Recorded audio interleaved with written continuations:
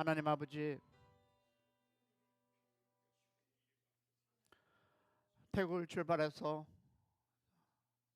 전남 무한 국제공항을 착륙하던 많은 아버지 하나님 아들 딸들이 하늘나라로, 그 중엔 믿지 않는 사람도 있을 것이고 믿는 분들도 있고 또 그저 가족들을 남겨놓고 가는 아버지 하나님, 그들의 심령을 주님께서 아시원히 어루만져 주시옵소서. 또 아버지 하나님, 우리 대한민국, 하나님, 우리 대한민국이 우리 선지자들을 통해서 하나님의 그 나라가 세워졌는데 아버지, 지금 우리의 형편 뒤돌아보니 너무 가슴이 아프고 답답합니다. 하나님, 다시 대한민국을 회복시켜 주시옵소서. 정권을 가진 자들이 내 정권이 아니라 하나님이 세워서 그들이 가졌음을 알게 하시고 하나님의 말씀 안에 다시 한번 내 것이 아니고 네 것이 아니고 하나님을 바라보게 하여 주시옵소서. 선지자들의 피가 헛되지 않게 하시고 오늘도 하나님의 은혜가 대한민국에 함께 하시기를 감사하며 살아계신 우리 주 예수 그리스도 받도록 기도 올렸사옵나이다. 아멘. 자, 우리 복음을 회복하는 시간 되기를 원합니다. 복음을 분명하게 그리고 온전히 알면이라는 제목으로 오늘 고린도전서 13장 12절 말씀을 가지고 은혜 나눌 텐데요. 우리 다 같이 우리 PPT 보겠습니다. 11절과 12절 다 같이 한 목소리로 바뀌어서 시작. 내가 어렸을 때는 말하는 것이 어린아이여 같고 깨닫는 것이 어린아이여 같고 생각하는 것이 어린아이와 같다가 장성한 사람이 되어서 어린아이의 일을 버렸노라. 우리가 지금은 거울로 보는 것 같이 희미하나 그때는 얼굴과 얼굴을 대하여 볼 것이요 지금은 내가 부분적으로 아나 그때는 주께서 나를 아신 것 같이 내가 온전히 알리라. 아멘. 저는 오늘 이 말씀에서 이 고린도서 13장 11절 말씀을 가지고 영적 원리는 무엇입니까? 라고 여러분에게 질문하며 시작하기 원합니다. 자, 바울은 이 고린도 교회에 보내는 편지에서 어렸을 때와 장성했을 때를 언급하였습니다. 자, 바울이 여기서 말하는 어릴 때와 장성했을 때는 육신적인 상태에 대한 것이 아니라 영적인 상태에 대한 것입니다. 자, 우리는 여기서 중요한 두 가지 사실을 확인할 수 있는데, 하나는 누구든지 영적으로 어린 상태를 거쳐서 장성한 사람이 된다라는 것입니다. 그리고 다른 하나는 무엇일까요? 그 성장 기준이 말과 깨달음과 생각이라는 것입니다. 우리가 우리의 삶 속에서 내가 영적으로 성장했는가 아닌가라고 할 수 있는 것은 말과 깨달음과 생각이라는 것입니다. 그러면 바울과 같은 위대한 사도는 영적으로 어렸을 때를 거쳐 장성한 사람이 되었음을 기억하는 것이 필요합니다. 그렇다면 여러분과 나도 똑같은 그 과정을 거친다는 것입니다. 더 나아가서 바울이 생각할 때 어떤 사람의 영적 상태와 수준을 알 수 있는 기준은 우리가 일반적으로 생각하는 기준과 다르다는 것을 알아야 합니다. 자, 보겠습니다. 우리는 일반적으로 주일 성수를 잘 지키고 새벽 기도를 잘 하고 11조를 내고 술과 담배 등을 가지고 사람들의 영적 상태와 수준을 확인하려고 합니다. 자, 이런 요소는 중요합니다. 그렇지만 문제는 이러한 요소들은 기준으로 삼는다는 것은 성경적이지 않으며 절대이지 않다는 것입니다. 자, 이런 조건은 눈에 보이는 외적인 조건이는 반면 바울이 이 말씀에서 제시한 말과 깨달음과 생각과 같은 기준은 눈에 보이지 않는 중심과 내면을 확인할 수 있는 중요한 요소입니다. 할렐루야. 자, 우리는 생각하고 깨달은 것을 무엇으로 표현합니까? 땡큐. 말로 표현합니다.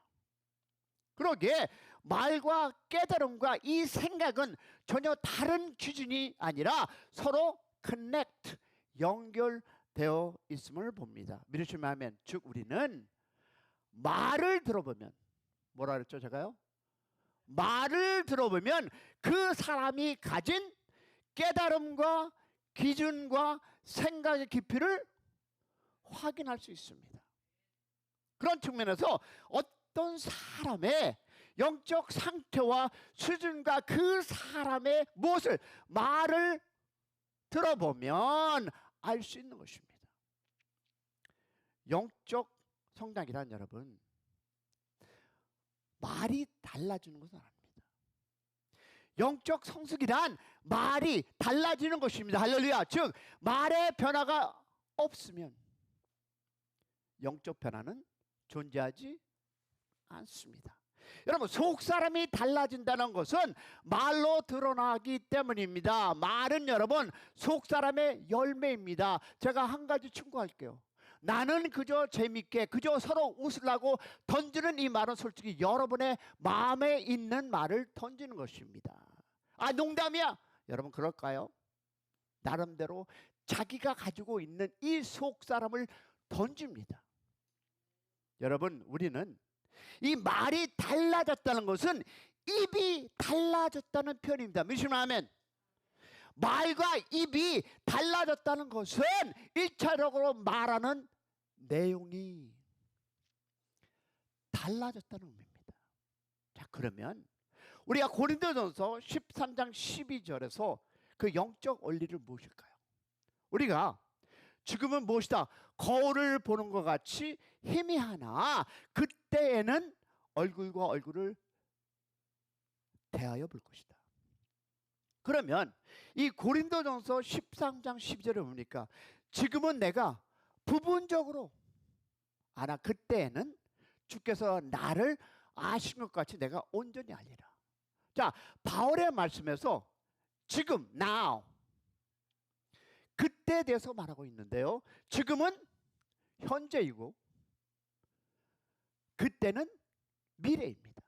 그러면 지금과 그때의 사이에는 무엇이 있습니까? 시간적 간격이 있습니다. 자, 그때에 대해서 신학적 해석이 분분하지만 분명한 것은 현재와 미래는 라는 점입니다. 그러면 지금과 그때와 결정적인 차이는 무엇입니까? 바로 알매 수준입니다. 지금은 어떻게?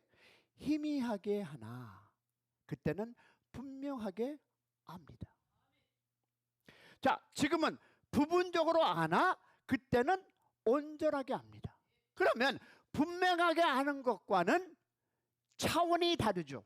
그러면 부분적으로 아는 것은 온전하게 아는 것과는 깊이가 다르다는 것입니다. 그러면 우리의 알은 지식에서 깊이와 수준의 차이가 있다는 것을 알아야 합니다. 여러분 안다고 다 똑같이 알미 아니라는 것입니다. 우리는 희미하게 아는 것과 부분적으로 아는 것과 매우 위험한 dangerous 위험한 것임을 알아야 합니다. 특히 진리에 대해서 희미하게 알거나 부분적으로 아는 것은 여러분 치명적인 이유는 뭡니까? 스스로 안다고 착각함으로써 더 배우려고 하지 않기 때문입니다. 더 배우려지 않고 나는 알아 갖고 있는 지식. 여러분 이런 얘기가 있죠. 배우려고 하지 않는 사람은 뭐라? 설교도 하지 말라. 여러분 희미하게 부분적으로 아는 것을 마치 아는 것처럼 착각하고 더 이상 배우려고 하지 않는 것은 영적 재앙입니다. 그런 의미에서 보면 신앙생활의 본질은 뭡니까? 하나님을 더 알아가는 것. 할렐루야. 우리는 바울이 에베소 교회에 편지를 보내면서 이렇게 기도했습니다. 보세요. 뭐라고? 다 같이 있습니다. 시작. 에베소서 시작. 이러므로 내가 하늘과 땅에 있는 각 족속에게 이름을 주신 아버지 앞에 무릎을 꿇고 비노니 그의 영광이 풍성함을 따라 그의 성령으로 말미암아 너의 속사람을 능력으로 강건하게 하심으로 믿음으로 말미암아 그리스도께서 너희 마음에 계시게 하시옵고 너희가 사랑 가운데서 뿌리가 박히고 터가 굳어져서 능히 모든 성도와 함께 지식에 넘치는 그리스도의 사랑을 알고 그 너비와 길이와 높이와 깊이가 어떠함을 깨달아 하나님의 모든 충만하신 것으로 너희에게 충만하게 하시기를 구하노라. 아멘. 아멘. 자, 그러면 여기서 1번의 법칙, 문제를 만납니다.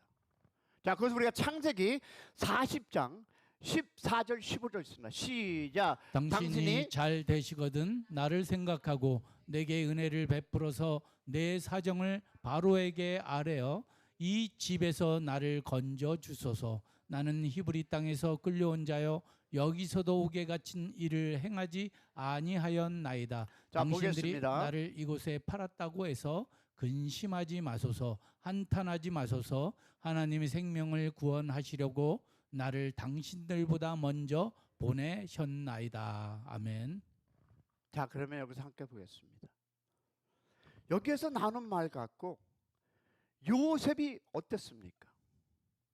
자, 요셉의 그 말을 통해서 우리가 읽었던 그 단어가 뭡니까? 창세기 40장 14절 15절. 그리고 우리 다시 한번 읽었는데 45장 5절 8절 읽으면서 계속적으로 읽었습니다. 그러면 여기에서 우리가 무엇을 발견할 수 있을까요? 첫 번째, 요셉의 말이 달라졌습니다. 여러분이 하나님을 믿기 전과 후에 달라짐이 있어야 한다는 것은 이 성경을 통해서 알 수 있는데 보겠습니다. 자, 요셉은 20대 후반에 억울한 누명을 쓰고 감옥에 들어갔습니다. 자, 감옥에서 요셉은 술 맡은 관원장의 꿈을 해석해주며 이렇게 얘기합니다. 술 많은 관원장이 했던 요셉의 말 속에는 억울함과 피해의식이 있었습니다. 나는 죄도 없는데, 나는 그러지 않았는데 라고 피해의식을 표현합니다. 그리고 자신은 감옥에 갇힌 일을 하지 않았다고 말하면서 자신의 억울함을 바로에게 구해서 감옥에서 나가게 해달라고 부탁합니다. 그런데 자, 창세기 40장 14절 15절에 보니까 당신이 잘 되거든 나를 생각하고 내게 은혜를 베풀어서 내 사냥을 바로에게 아래서 나를 건져주시고 나는 히브리 사람으로서 이 땅에 끌려온 자예요. 옥에 갇힌 일을 안 했어요 라고 얘기합니다. 그리고 시간이 흘렀습니다. 자, 술 맡은 관원장은 요셉의 부탁을 잊어먹었습니다. 만 2년이 지나 30세의 요셉은 바로의 꿈을 해석해주며 국무총리가 되었습니다. 자, 7년의 풍년이 지나고 흉년 2년 차에 형들을 만났을 때 요셉은 형들에게 뭐라고 얘기합니까? 이때 형들에게 한 요셉의 말을 들어보면 요셉에게 두 가지 변화가 일어났습니다. 하나는 그렇게 억울하다고, 나는 이곳에 팔려올 사람이 아니라고, 나는 이곳에 있을 사람이 아니라고 그랬던 그 생각이 사라지고 무엇이 다른 변화가, 그것은요, 그가 이전에는 달리 하나님에 대한 언급, 즉 요셉은요 자신에게 일어난 모든 일이 하나님의 주권 안에 있음을 인정하고 고백했다는 것입니다. 할렐루야. 왜냐하면 창세기 45장 5절 8절 볼게요. 다 같이 시작. 당신들이 나를 이곳에 팔았다고 해서 근심하지 마소서. 한탄하지 마소서. 하나님이 생명을 구원하시려고 나를 당신들보다 먼저 보내셨나이다. 이 땅에 2년 동안 흉년이 들었으나 아직 5년은 밭가라도 못하고 추수도 못할지라. 하나님이 큰 구원으로 당신들의 생명을 보존하고 당신들의 후손을 세상에 두시려고 나를 당신들보다 먼저 보내셨나니, 그런즉 나를 이리로 보낸 이는 당신들이 아니요 하나님이시라. 하나님이 나를 바로에게 아버지로 삼으시고 그 온 집의 주로 삼으시며 애굽 온 땅의 통치자로 삼으셨나이다. 아멘. 아멘. 뭐가 달라졌습니까? 그의 생각과 입에서 나오는 말이 달라졌다는 것입니다. 자, 그러면 우리가 한번 바울을 볼까요? 자, 바울의 말이 달라졌습니다. 다시 한번 얘기할까요? 자, 바울에게 뭐가 있었습니까? 가시가 있었습니다. 바울은 그 문제를 가지고 하나님께 나가서 가시가 없어지기를 기도했습니다. 그러나 하나님의 생각은 바울과 생각과 달랐습니다. 그래서 하나님께서는 가시에 대한 이 하나님의 생각을 바울에게 들려주셨고, 바울은 하나님의 말씀을 듣고 가시가 은혜임을 깨닫게 되었습니다.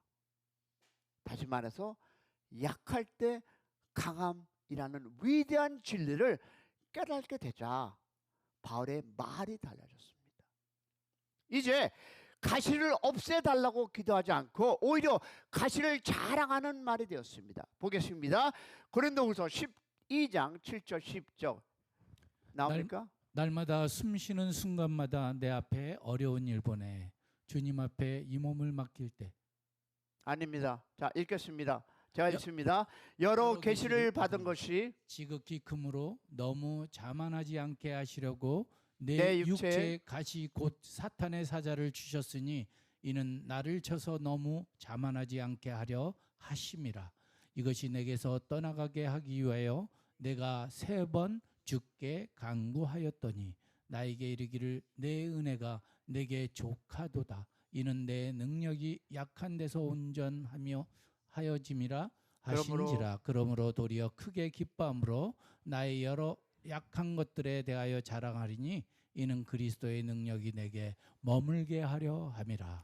그러므로 내가 그리스도를 위하여 약한 것들과 능력과 궁핍과 박해와 공고를 기뻐하노니 이는 내가 약한 그때의 강함이라. 아멘.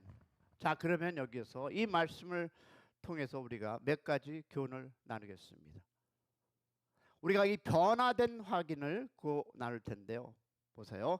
바울은 가시에 대한 자기의 생각을 하나님께 아뢰었습니다. 가시에 대한 바울의 생각이 하나님의 생각과 다르자 하나님은 침묵했습니다. 자, 바울은 계속 하나님께 나아가 자신의 생각을 기도로 표현했습니다. 그러자 하나님께서 바울에게 하나님의 생각을 말씀하셨습니다. 하나님의 말씀을 들은 바울은 가시에 대해서 새롭게 깨달았습니다. 자, 가시에 대한 생각이 달라지자 바울의 말도 달라졌습니다. 이제 더 이상 가시를 없애달라고 기도하지 않고 가시를 자랑했다는 것입니다. 자, 그러면 바울은 이 가시에 대한 자신의 영적 체험을 고린도후서 12장에 기록했습니다. 바울이 이 영적 체험을 12장에 기록한 이유가 있음을 알아야 할 텐데요. 바울은 고린도후서 11장에서 고린도 교회가 거짓 형제들의 자랑에 속은 것을 책망한 후에 고린도 10장 12절에서 넘어오면서 3층 전에 다녀온 사실을 말하려다가 중단하고 자신의 가시를 이야기합니다. 바울은 이 3층 전에 다녀온 이야기를 하기 전에 이렇게 얘기하죠. 12장 1절에 보니까 무익하나마 내가 부득불 자랑하노니 주의 환상과 계시를 말하리라. 그러면 바울은 왜 이 자랑거리를 왜 3층 전에 다가온 이야기를 하다가 중단했습니까? 그것은요, 우리가 바울의 답을 보면 압니다. 하나는 바울의 마음속에 약한 것 외에는 자랑하지 않겠다. 약한 거 외에는 자랑하지 않겠다. 많은 사람들이 이런 간증하죠. 내가 어디를 다녀왔는데 내가 무엇을 보고 자랑합니다. 여러분, 제가 왜 간증 집회를 안 되는지 압니까? 제가 너무 내 자랑이 많아요. 그래서 안 되네요. 자, 그러면 뭡니까? 약한 것을 외에는 자랑하지 않겠다는 생각 때문이었습니다. 그리고 다른 하나는 무엇입니까? 마음속에 있었던 두려움입니다. 바울의 마음속에 있었던 두려움이란 사람들이 자신을 지나치게 생각할 거에 대한 두려움이었습니다. 저 사람은 여기 가서 이것도 봤어. 그래서 뭐라고 대답합니까? 고린도후서 12장 5절 6절을 보니까 다 같이 시작. 내가 이런 사람을 위하여 자랑하겠으나 나를 위하여 약한 것 외에 자랑하지 아니하리라. 내가 만일 자랑하고자 하여도 어리석은 자가 되지 아니할 것은 내가 참말을 함이라. 그러나 누가 나를 보는 바와 내게 듣는 바와 지나치게 생각할까 두려워하여 그만두노라. 자, 이 이야기를 난 후에 뭡니까? 바울은 가시에 대해서 얘기합니다. 바울은 어떻게 약한 것 외에 자랑하지 않겠다는 생각을 하게 되었는지, 사람들이 즉 자신을 지나치게 생각에 대한 두려움을 가지게 되었습니까? 바울이 여러분 그러한 생각을 가지게 된 계기가 바로 가시 이야기 속에 있습니다. 바울은 가시의 체험을 통해서 달라졌습니다. 그러면 우리가 1번과 2번에 확인된 영적 우리의 변칙을 보겠습니다. 자, 볼 텐데요.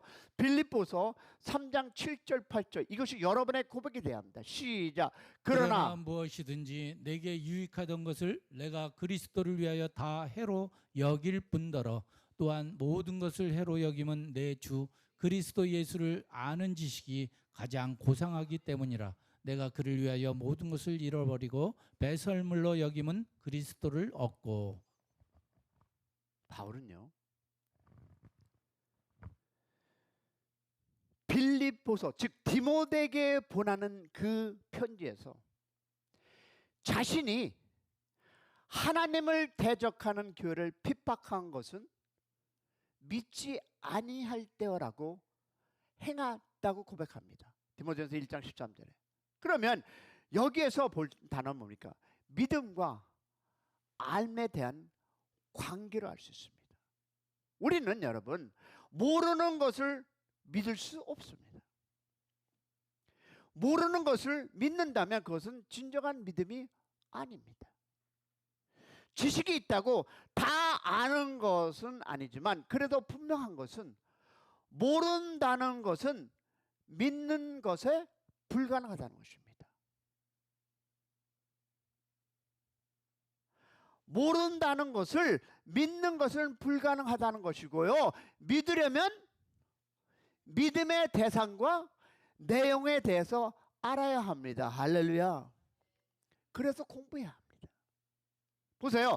로마서 1장 2절 말씀을 복음이란 무엇인가? 이런 질문에 대해 바울의 대답이 무엇입니까? 로마서 1장 2절 시작. 이 복음은 하나님이 선지자를 통하여 그의 아들에 대해서 성경에 미리 약속한 것이라. 그러면 바울은 복음을 천국의 비밀을 아는 것. 맞습니다. 바울은 하나님의 아들 예수 그리스도에 관하여 선포하였습니다.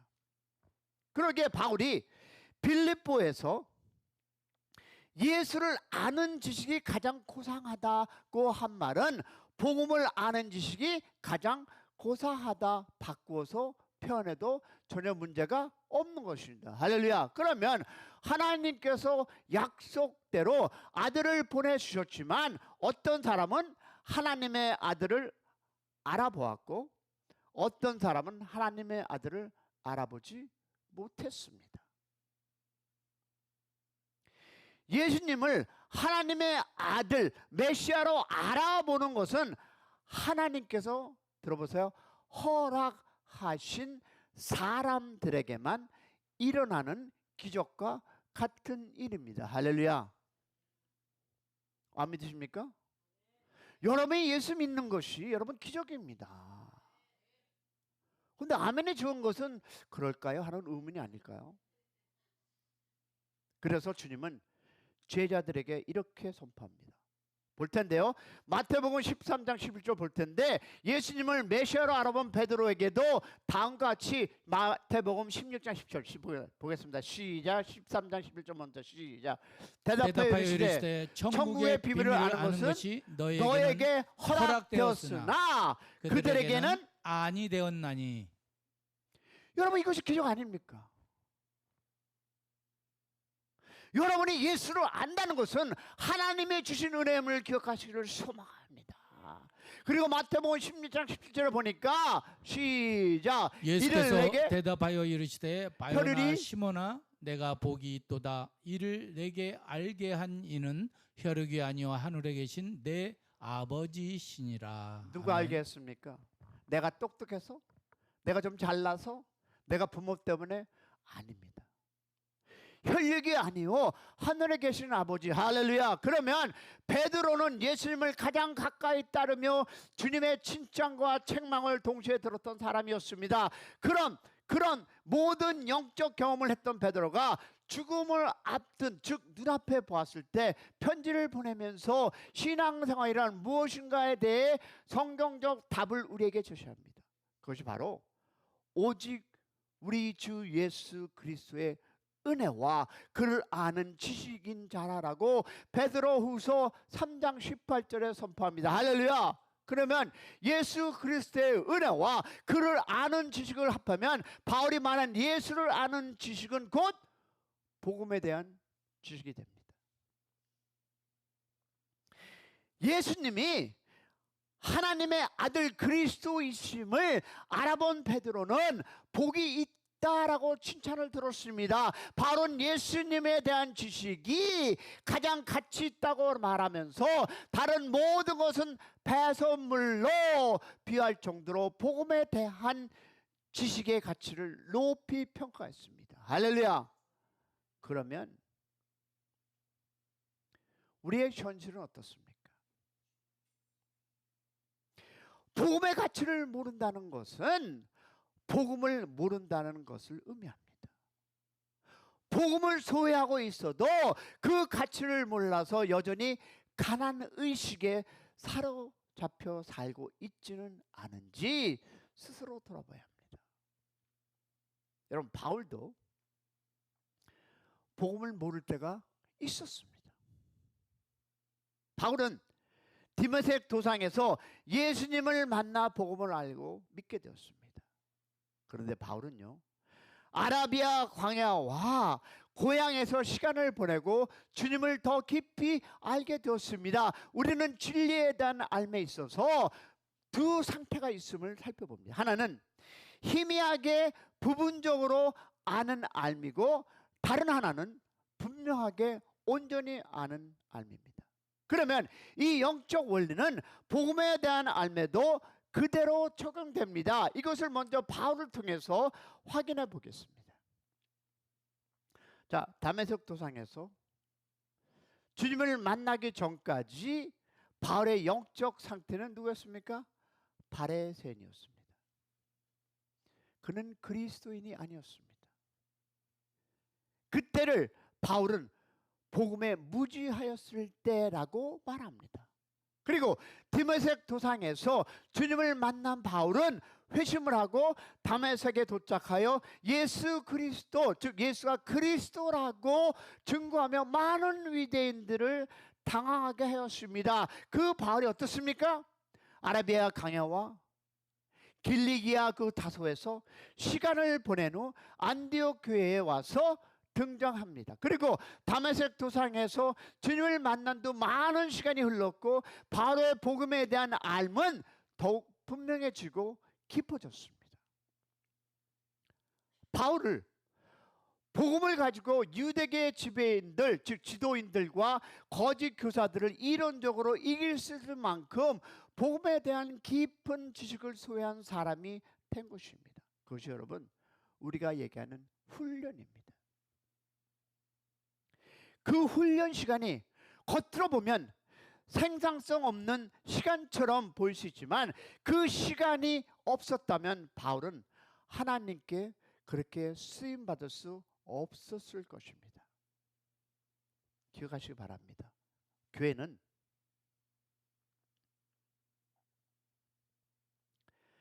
착한 사람을 만들기 위해 존재하는 것이 아닙니다. 믿으십니까? 여러분, 교회는요 착한 사람을 만들기 위해서 존재하는 것이 아닙니다. 교회는 복음의 사람, 즉 바울처럼 분명하고 온전하게 복음을 아는 사람을 만들어야 합니다. 할렐루야. 그러면 그 사람들이 어떻게 세상을 변화시킬 것입니다. 할렐루야. 우리 교회가 복음으로 다시 한번 알고 기억되고 준비하면 이 복음을 알고 나아갈 때 이 교회를 통해서 우리 이웃이 변화되리라 믿습니다. 그래서요 우리 교회는요 복음으로 돌아가는 2022년 이것에 우리가 공부하겠습니다. 기도로 준비해 주시기 바랍니다. 여러분이 알고 있는 지식 다 한번 내려놓고 기초로 돌아가서 복음에 돌아가는 이 교회가 이 복음을 가지고 주님의 사역을 잘 감당하는 그런 축복된 교회가 되기를 주님으로 축원합니다. 우리 기도하겠습니다. 주 하나님, 오늘도 저희들을 허락하심을 감사합니다. 주님 안에 거하는 저희들이 되게 하여 주시옵시고 복음으로 돌아가게 하여 주시옵소서. 우리 이 시간에 주여 한번 부르고 기도할 텐데요. 기도하면서 하나님 다시 한번 나를 새롭게 복음으로 이큐업하게 하여 주시옵소서 하며 우리 기도하겠습니다. 그리고 대한민국을 위해서 더 나아가서 이 교회를 위해서 기도하시기를 소망합니다. 우리 주여 한번 나갑니다. 주여!